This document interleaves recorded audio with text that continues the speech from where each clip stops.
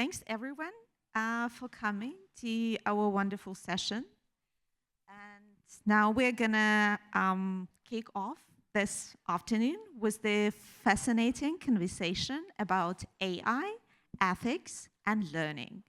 But rather than asking how AI can help us do the thinking, this panel is gonna ask how AI can help us think more deeply and reflect more meaningfully.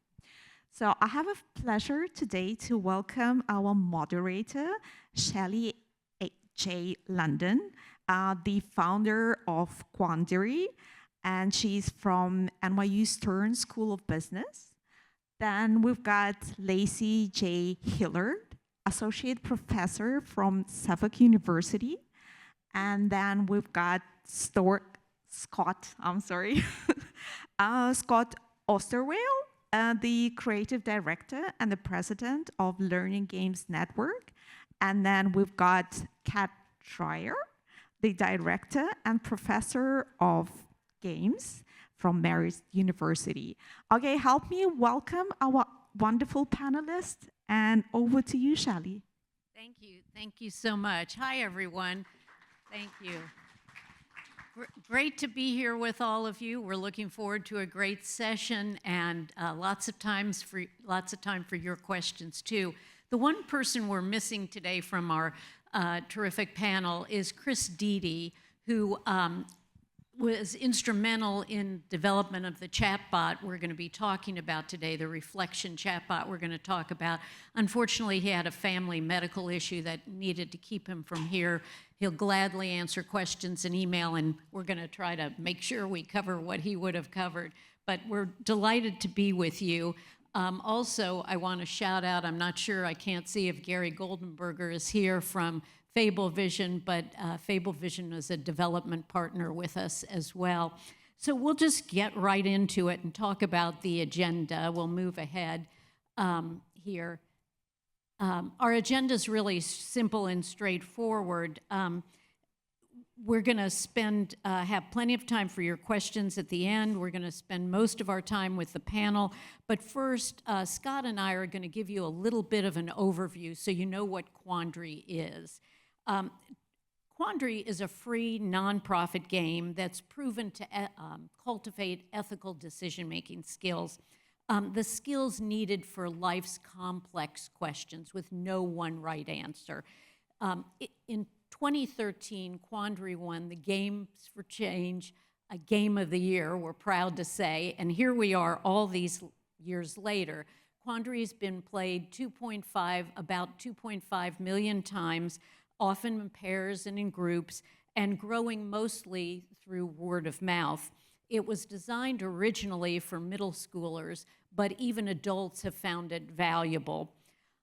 After all those years, we started to wonder, as AI was coming on, we started to say, will this game, which is still being actively played and enjoyed and working, we said, will it still work? Will it be relevant? Will it be engaging in the age of AI? Should we start to reimagine it? And so we love the reimagining play theme of this conference because that's exactly what we did. To help us reimagine the game for the age of AI, we were lucky enough to win a tools competition prize that allowed us to build 3 distinct innovations. We'll talk about them briefly today. They're distinct, but they're related. And then researched them with 5 studies and 11 researchers plus research students.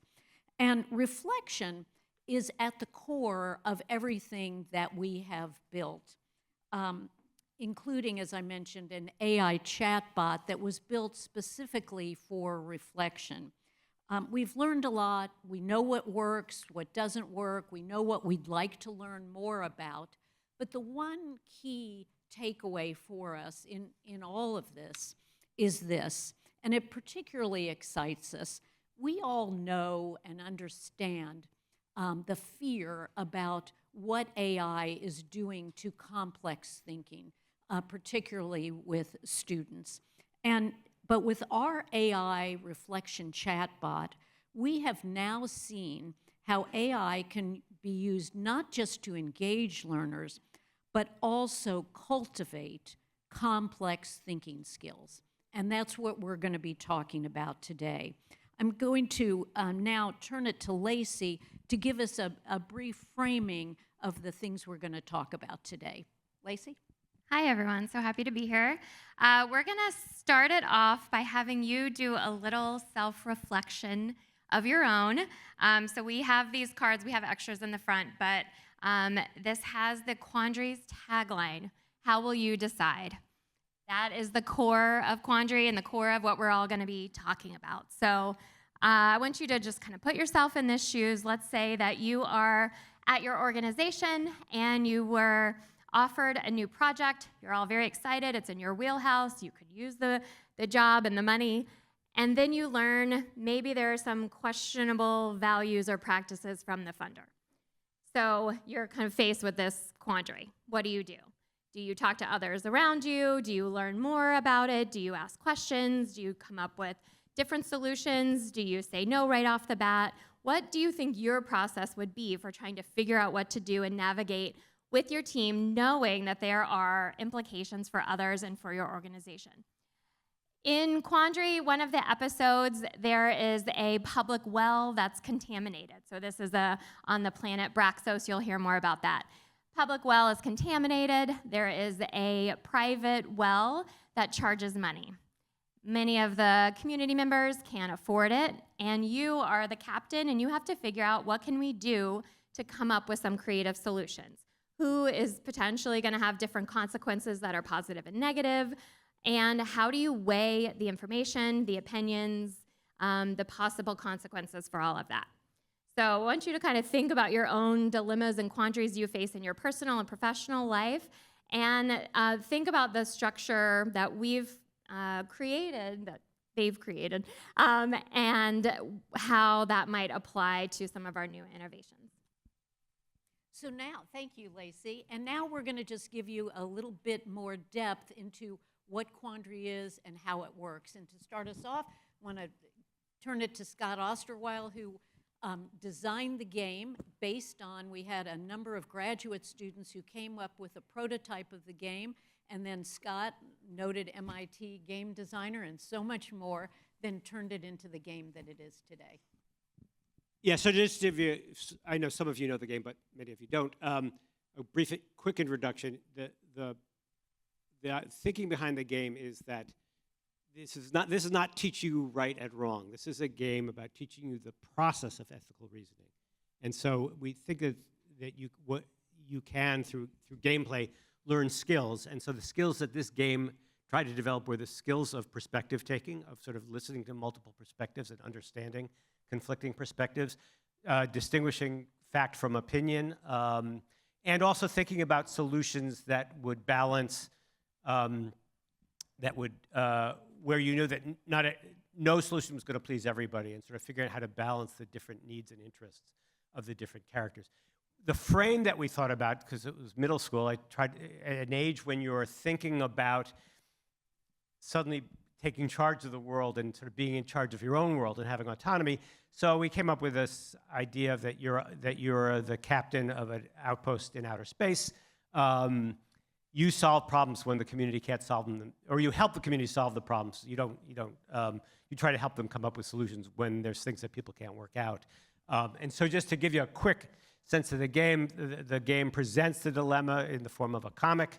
And then you, as the captain, quickly interview a number of people. You get some people suggesting solutions, some people just giving opinions, some people giving you useful facts. You sort that.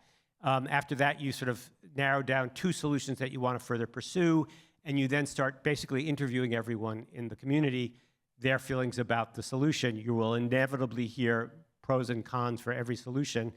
In picking a solution, not only do you have to try to think through those competing interests, but you have to actually reflect on what were the really good arguments for it, and what were the really good arguments against it. If you're good at identifying the arguments against it, you will actually end up with a better outcome than if you don't. The game does not have a right solution. The point of the game is not to pick the right solution. You can have a satisfactory outcome with any solution or an unsatisfactory outcome with any solution, depending on how well you've listened to all the people who you've talked to. So that's the quickest overview of the game I can give you. The game has 4 episodes currently. It's online. It's free. What we did with the innovations, we sort of took on 3 projects. One was conscious of the world we've entered with AI. We did another episode around the ethics of AI. And in that one, we interviewed a number of young people to sort of see where their concerns were. And we decided to settle on one that was around the questions of AI displacing people's jobs. So you sort of have a dilemma in which the threat is, will AI put someone out of work? The second thing we did, and the one we'll talk about the most, is the chatbot, which is basically built into the game to help you reflect about your own gameplay. One of the things I've believed I've been doing games for 30 years, and I've always believed that, one, it's okay if you play a game and you don't learn anything. I mean, that's a game. But if you're allowed to play, you're free to play. But if you have opportunities to reflect about your gameplay, you're much more likely to actually learn about how you overcame the challenges of the game and sort of incorporate that learning into your life. So the chatbot was obviously, which again we'll talk about more, it was to foster reflection. The third innovation was we designed sort of a build your own. Basically, the game is built on an engine, and so now you can actually write your own dilemmas. It's not trivial because you have to work with the existing engine, but it is possible to now write your own dilemmas and publish them in effect. So that's a quick overview. Great. Thanks, Scott. So now I'm going to give an overview of the chatbot, the AI chatbot that we created. So we call the chatbot AXL, and AXL is designed to be a confidant, not a mentor. And it's integrated into the story of the game. And the story, as Scott said, there's a captain, and the captain comes back to quarters after a tough day on Broxos, dealing with all the dilemmas of the people there. And AXL is the confidant, the person at the, well, not a person here, but a robot that at the end of the day debriefs, how'd your day go? How did it feel? And that's what AXL does. And we wanted to play some snippets of AXL, but we're going to be able to just play one quick snippet so you get a sense of the voice, and we can talk more. You had to make some tough decisions today, Captain, and you did a nice job navigating the complexities of the predator problem. I know you are pressed on time, so let me know when you need to head out. Shall we get started? Yes, let's start. So we're going to It must be hard when you make a decision. So we're just because it's because of technology in the room, we can't start and stop this, but you at least have heard the chatbot a little bit here. Now, what happens next is a dialogue, and the chatbot knows all of your moves in the game. You have played an episode of the game first, and then the chatbot knows everything you did and starts talking to you about your gameplay, and then goes from there to a discussion of real life. And what we've learned from our research is that this chatbot helps you not just reflect on your game decisions, but also transfers to real life decision making. And so it's, as it turns out, it's not just one chatbot, there are 3 different chatbots. Based on how you are playing in the game, if you have had trouble with distinguishing fact from opinion, you get a chatbot just focused on fact versus opinion. If you maybe need a little more work on perspective taking, you get a chatbot on perspective taking. It's all the same character, it's Yeah. just what's happening behind the scenes Absolutely. is a different chatbot. Exactly. And you don't know that, but it starts the dialogue based on, let's say, what you need to develop. And we've done research on this, and what happens with this, you play, and then there's a transcript created. You can talk to the chatbot, or you can type. and then there is a transcript created. The teacher and the learner can get a transcript, and the platform that we're using, which is called Wanda, actually then can create an assessment tool for the teacher. We haven't actually activated that, but you can actually do that. What we did instead in the research is we had typical research before and after questions and interviews with teachers, with students, and we also analyzed the chatbot transcript to see how the chatbot did and how the learner did. And then in the part of the research, we just did the raw chatbot, where there was no real framing of the chatbot, no teacher pedagogy, and then that was in 3 different classrooms around the world. And then in another classroom in Toronto, the teacher actually integrated the chatbot experience and the gameplay in with a lesson. So there was real pedagogy around it, and we could see the difference, what happens when you frame it and use pedagogy versus doing it raw. So that's kind of, that's a little bit of the chatbot. And, we know that it works. We know what could be better. And now we'd like to get to questions and answers with panel. So let's start, let's start at the basics. Why is reflection so important? We did it, but why is it so important? Lacey? Sure. So, I come at this question, my training and work is in developmental psychology. So I take a lifespan approach to any sort of development and thinking. And ethical thinking and reasoning is one of those. It's not like you get to a point like you can walk and then you've achieved that milestone. There's not a button you get for an ethical thinker. It's a lifelong process. And kind of like what I posed to you at the beginning, we are all have our own development and process and can work on those skills. But as Scott was mentioning, adolescence is a time that it does involve a lot of corresponding identity development, figuring out who you are, having more autonomy in what your choices are and being able to actually make some choices. And that also means they're figuring out how their decisions are impacting others. So this structured reflection gives a chance to think not only about, okay, well, how am I going to make this decision? How does this impact others?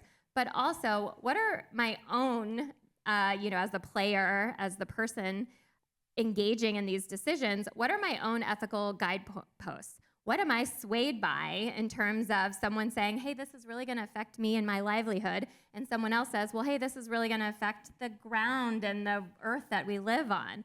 And you as a player really have to wrestle with these things and say, well, I don't know, how do I choose who to value and what do I value in my decision making? And that's a personal process. And I think that's what's fascinating about this is that it's not like you're going to end up in something is right or wrong. You end up and say, oh, well, those were the consequences and I stand in my decision, or maybe I would have made some different, decisions or changes. So the reflection gives that pause. As Scott said, you can go through the game, probably any game, even well-designed games, and click through and say, oh, this game wants me to do this, and I can get to the next page. And what the reflection does is that pause. It gives that moment to say, okay, well, what am I thinking about these characters? And also, what am I thinking about myself as I'm trying to make these choices? Great, thanks. Oh, go ahead. Yeah, I love that. First of all, it's my 20th Games for Change. So I want to just, I'm so excited to be here. I'm so excited you're all here to listen to this panel and learn about this, and to see how games have changed over decades is just such a privilege. And so one of the games, I want to take us all the way back to when I was just starting out, and I was doing research on a game in 2009, a game called Fable 3. Anybody heard of Fable 3? Any nice? Fable 4, hope it's coming out soon, right? Crossing fingers. All right, so I was doing research on it, and I was looking at how players interacted with it in different choices they were making. And in Fable 3, you're playing as a queen or a king of Albion. It's a role-playing game, and you have to make these ethical choices for instance, about preserving a lake or draining a lake. And I would actually like to do this research. I would go to people's houses and like watch them play. And at one of the participants in my study, he would make choices, but he would do the pause button, but he wouldn't just pause. He would actually call up his dad and then talk through each choice he was making, really like a reflective partner. And that was like a wow moment for me of like, okay, like I kind of had an idea that games could support ethical thinking, but when that happened and I saw it firsthand about how engaged someone was in ethical thinking through reflection, through talking to someone they trusted, it really changed how I thought about games. And it really drew me to a game like Quandary. And I think those kinds of ideas also are why we wanted to create this AI chatbot now, like for the future, having that kind of reflective partner to think with. You can't always have your dad there to call you, to call up, but here's someone who could play that role, right? Because, you think of reflection, it's about helping you understand the why, right? Like why we did this, how we did this, who would have done it differently? How would you have done it? Dad, how would you do this, right? Having that kind of ability to take on perspectives, to think about ourselves, to think about what you might have done differently if you could have had a choice to do it differently, right? And that, to me, so powerful. And so I think of it like, just like you were saying, like a pause button, right? But like a pause button with your dad, right? To like talk through. And that is, to me, the power of having this AI chatbot as part of Quandary. Great, thank you. And Scott, you want to talk just a couple minutes how we came up with this idea for these innovations? What was driving all this? Well, it's actually sort of several different things. I mean, like just to build your own, there had always been asked questions from people saying, could we do additional dilemmas? So that was an easy, it was a hard thing to design, but it was an easy thing to imagine doing. Around the AI, I think AI is, is coming at all of us like a steamroller, and I think we were just, either we stand there, like deer in the headlights, or we figure out what we're going to do about it. So that was really that's really, as I remember our process, it was really saying, well, what are we going to do about AI? And so, and obviously the ethical question, the episode around the ethics of AI was, again, an easy thing to think about. And I think everything about the reflection has now been well said, but that, very much was motivating the chatbot. I mean, the game was designed so that it would be easy for two kids to play together. And I learned that from the very first game I designed, that if you design it in a way that two people can play together, you're going to end up with conversation about it. And that benefits everybody. It benefits the kids playing it. It benefits any adults who are paying attention to the kids playing it. So we knew that was already happening with Quandary, but we also knew that a lot of times people weren't playing it with anyone else. And so just the opportunity, and I would probably argue, I hope this isn't sacrilege, that two kids playing together and talking about it might be as good or better than the chatbot. We could measure that someday. But obviously, since people are often playing it alone, I think the hope for the chatbot was that it would fill that role. And again, as Kat said, to me, it was always about actually taking the time to pause and think about the choices you made and think about how you would do them differently is the key. Great. And I agree with everything you said. And also for me, having in my post-retirement life taught ethics at NYU for 19 years, what I noticed was the ability to reflect is just such a huge thing. And in the game, the original game, we had kind of static reflection with the council at the end of the game helps you think about your decisions, but we didn't have interactive reflection. That interactive reflection would come in the classroom, which is where I saw it happen. And so as we thought about it, if a chatbot could really generate that kind of interactive reflection, that would be conceivably a cool thing. One of the key decisions that was made behind AXL was that it was a confidant versus a mentor. That was a big decision for us. And Lacey, you want to talk about that a minute? Yeah, I was thinking as you were saying that in the classroom, some of the earlier work we've done with it, we would have prompts questioning, kind of like on a worksheet, and that it was kind of a precursor to the chatbot, but being able to respond in real time.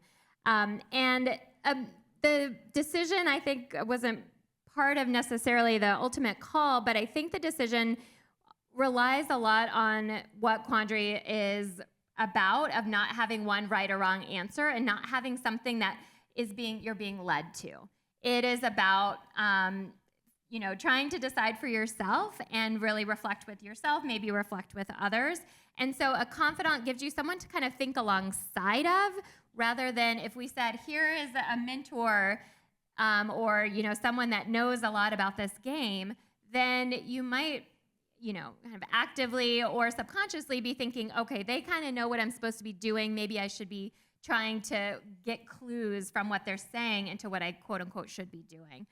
So this invites someone, to work alongside the conversation. And there's some research to back that up, that adolescents are more likely to articulate things that are uncertain or uncertain reasoning with a journal or a diary or a peer, rather than a teacher or someone else from a mentor perspective. So, I think we can all think about who you would feel as a confidant, that you don't call up an expert when you're dealing with something immediately. You have someone that you can bounce ideas off of. Great. I'm going to just ask both Scott and then Kat to go a little deeper into some of the thinking. Scott, to start with you, what would you say the main challenges were in designing this chatbot? I think we knew early on that we wanted players to reflect on the choices they made. I think I originally, just getting into this space, imagined you could feed all the game data to the AI and it would ask meaningful questions from that. But of course, the reality is, you probably all understand IA better than I did at that moment. That you really had to focus it, and so part of the question was sort of figuring out how to actually. You couldn't give it all the other problem is it just can't handle as much data as the game could generate. So we had to actually figure out how to focus the data and identify what was the most meaningful data to give the chatbot. And I think that's still. I still think, although I'm a huge skeptic about AI in the broadest sense, I still think this potential role for sort of conversational agents to foster reflection is a good one. And I do think that the biggest challenge will be sort of figuring out meaningfully what data you ought to provide to it. So Great.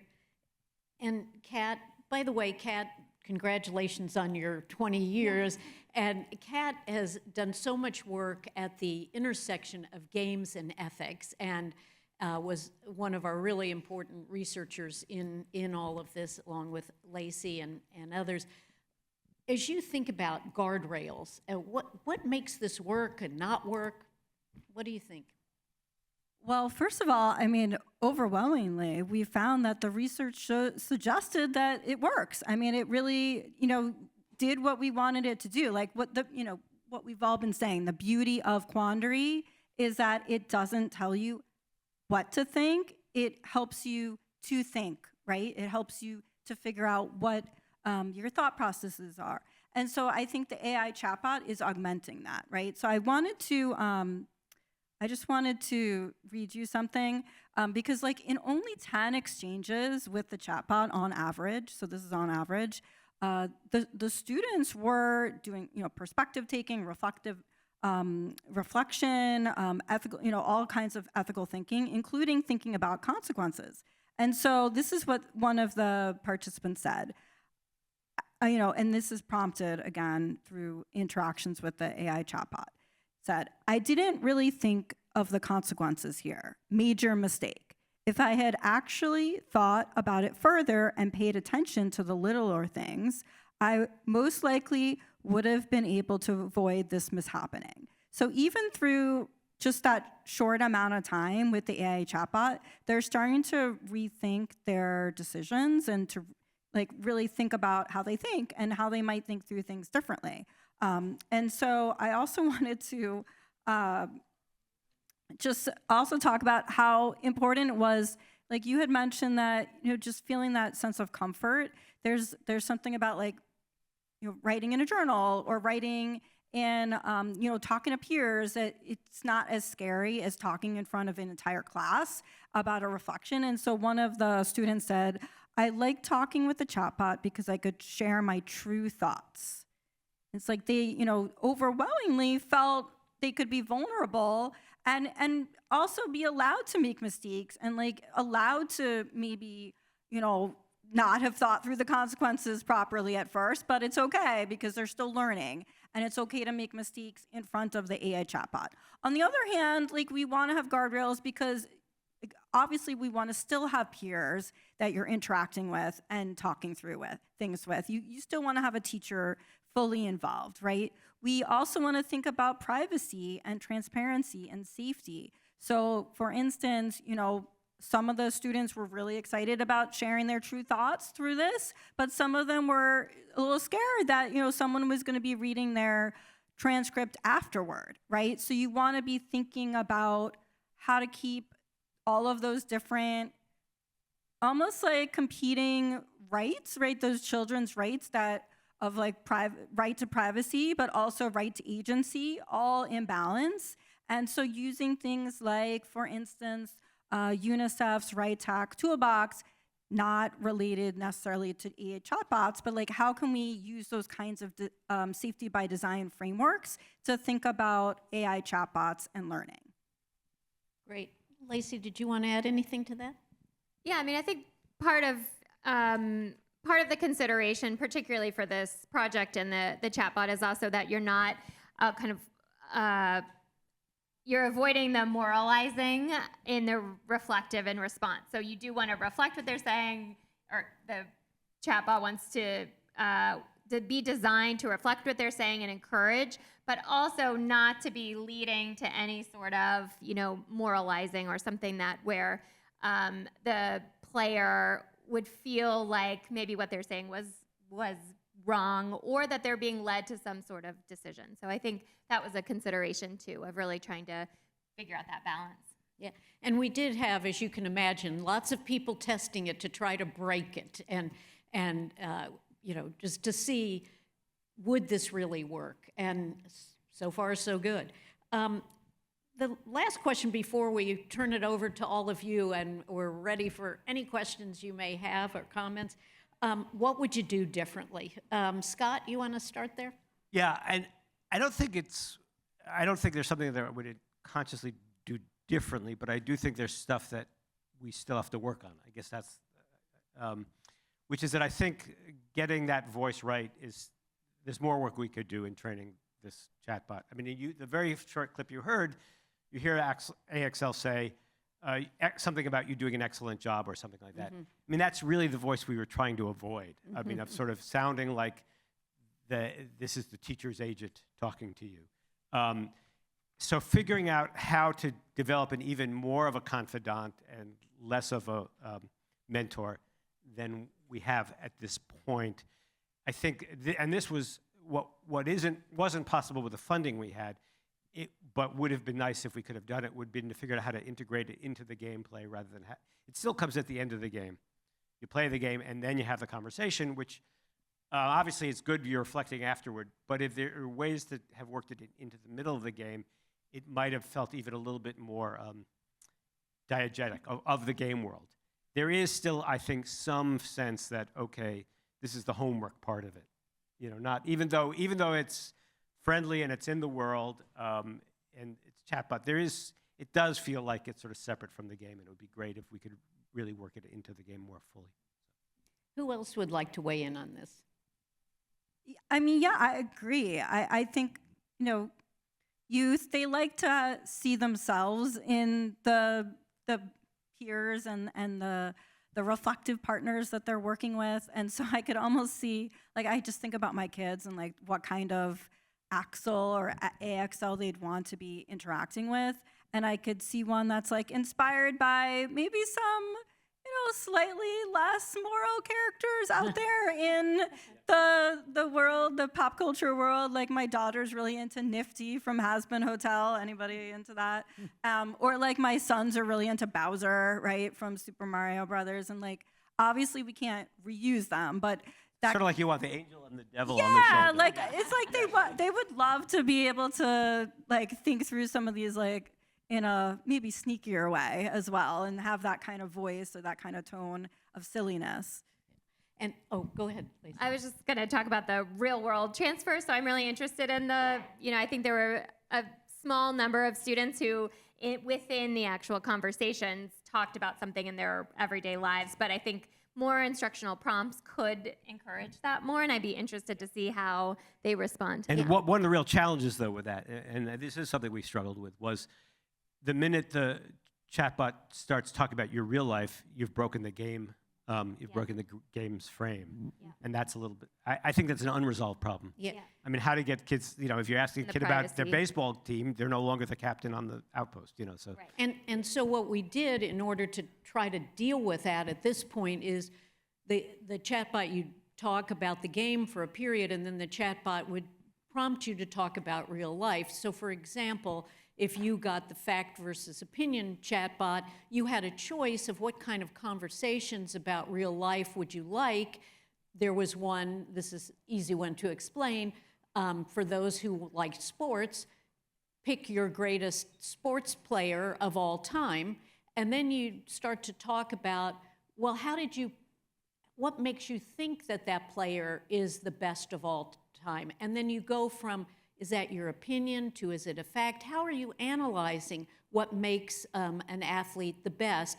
And you really, this transference really happens. We've documented the transference, which is great, but there are all these things we could do better. One question I'm curious about is, so many of the students chose to write with the chatbot rather than talk because they were in a classroom. But many of them told us that they would have rather talked. So the idea is, what's the role of a homework assignment versus at school? There's so many questions and only so much money and time. But so now, we gave you an intro, and let's go to your questions. So who wants to start? Oh, someone must. Yes, you. Thank you.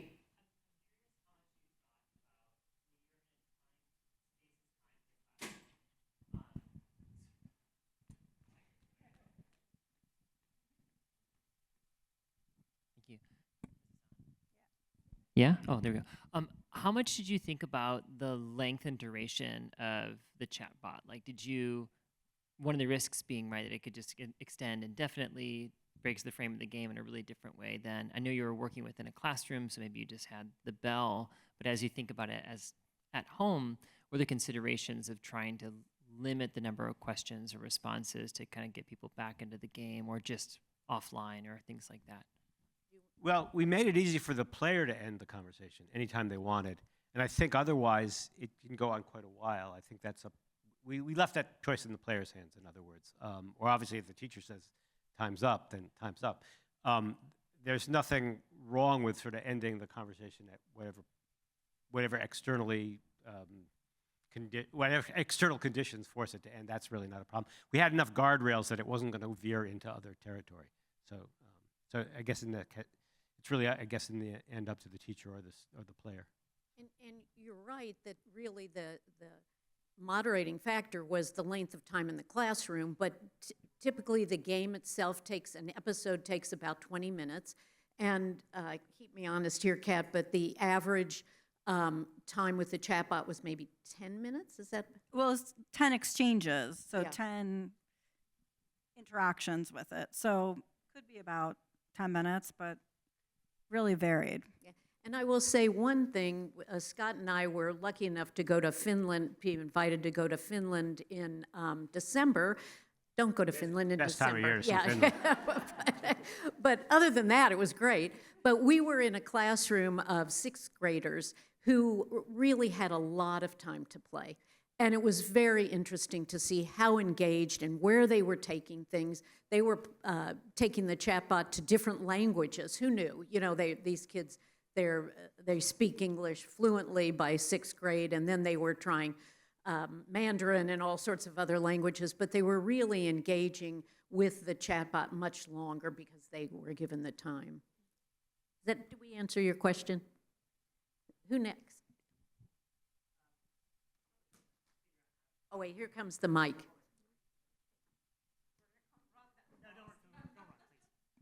Hi. It's fascinating to hear how children are very open to engaging with AI, partly because they have to because they're in a class. I'm curious how you guys feel about, so I'm kind of an outlier among my colleagues, many of them who are very anti-AI.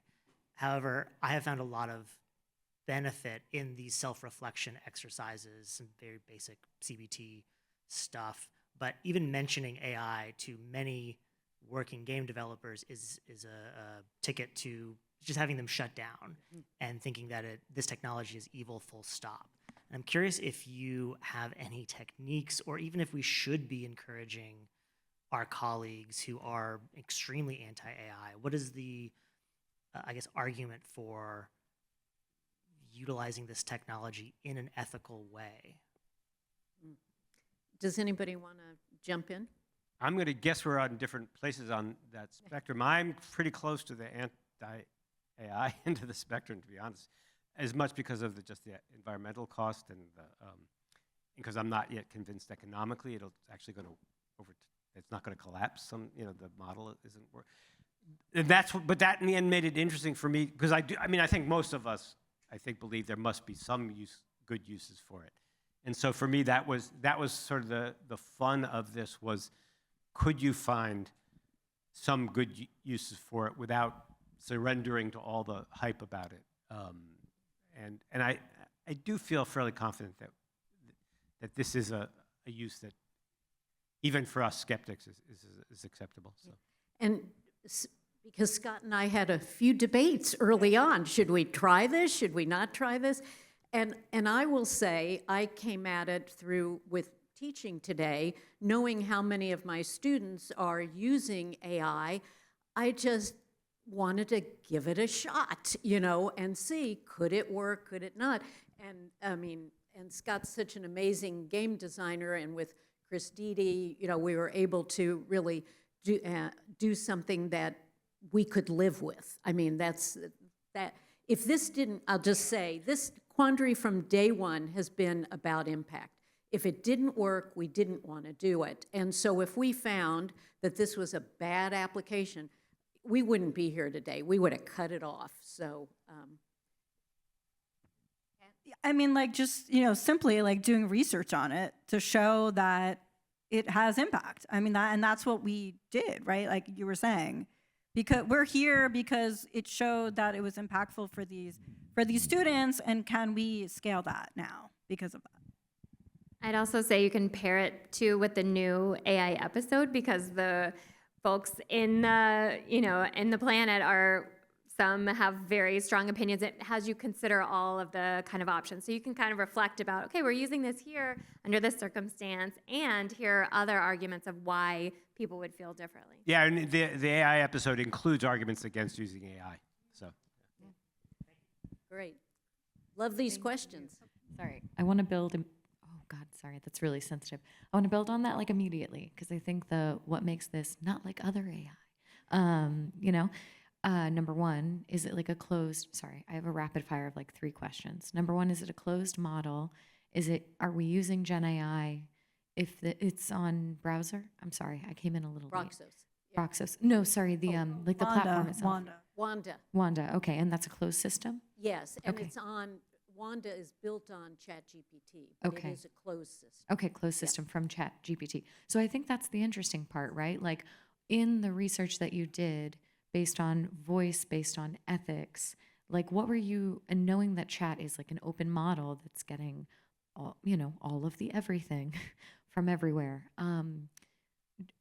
What sort of was your process whittling this AI or trying to make the models? Because you said there are certain models that respond to certain behaviors, assessing what children need in the game, or rather what players need in the game, but kind of going a level below that, like what ethical models were you training it on? And I imagine there was so much there. I'm just very curious.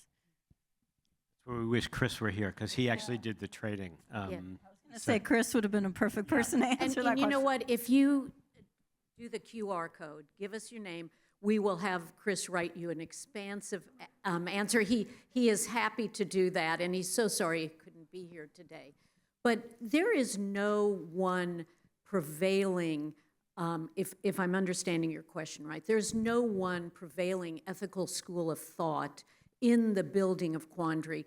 There's a lot of research about what works and what doesn't in helping students learn to build their ethical thinking skills. There's a lot that goes into it, but there isn't one school, you know, not a consequentialist versus a utilitarian, if that was part of your question. It's not.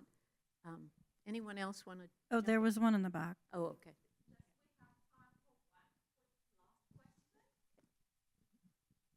I'll make it very quick then. First of all, thank you all so much. This has been wonderful to listen to.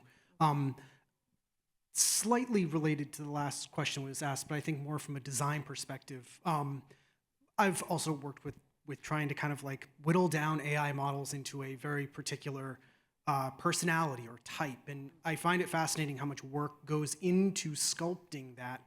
And I'm wondering for you as, you know, researchers, designers, were there ever points where you felt like you had put so much into it, into kind of all the things that this chatbot should be, that it teetered on maybe not needing the generative AI part of that model? Or, you know, thinking about it now, having done the project, what do you feel like the technology of generative AI is adding to the experience that's different from what you could achieve with a even a more robust static model, so to speak? Great question. Yeah, do you mind? Yeah, if please go. I think it's an unanswered question at this point. I mean, I think we are still teetering on the edge of, and if we have more time to do more training and more experimentation, of sort of how generative is it in terms of asking. It clearly works, and it's clearly asking questions, thought-provoking questions in a human-like voice. So that's all for the good. I think we don't know yet how widely it's expanding the range of questions, or how interesting the questions are versus questions that, if we made up a sort of a, you know, questions for reflection worksheet, I'm not sure that it's much better than that yet, other than that it's more human seeming. And it's more, and it's engaging. Yeah. But, I mean, we would love to talk to people from the AI companies and to say, okay, here's what we've learned. What do you think?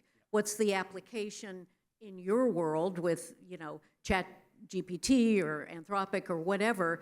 Because some of those questions are unanswered right now. But, you know, kind of so far so good. And one of the reasons I think so far so good, besides this amazing team and the other people you haven't seen, and Daniel, who's here as well, who's can answer any of these questions that we've been talking about, but I think we worked with students. We had a co-design group at the University of Washington who worked with us, and then we engaged kids we knew, Kat's children and my great nieces, and, you know, things like that, and Daniel's nieces and nephews. But I think we started with the voice of young people, and that led us on the right path, I would say. Is that our time? I'll just say a couple final words here. Thank you for your great questions. I hope you all have a postcard. If you do, there is a QR code. If you have any questions, please write them. But beyond that, right now these innovations are not public. You can play the game free, but you can't use all these things. But if you're interested in the chatbot or the build your own or the AI ethics episode, please write us. We will give you access to it. There's a professor at a university who's building a course using this to explore the ethical dilemmas on Mars. And he's a planetary scientist. So there's lots of uses here, and we would love you to try. Did I forget anything, you guys? Daniel, did I forget anything? Thank you so much. Thank you. Thank you.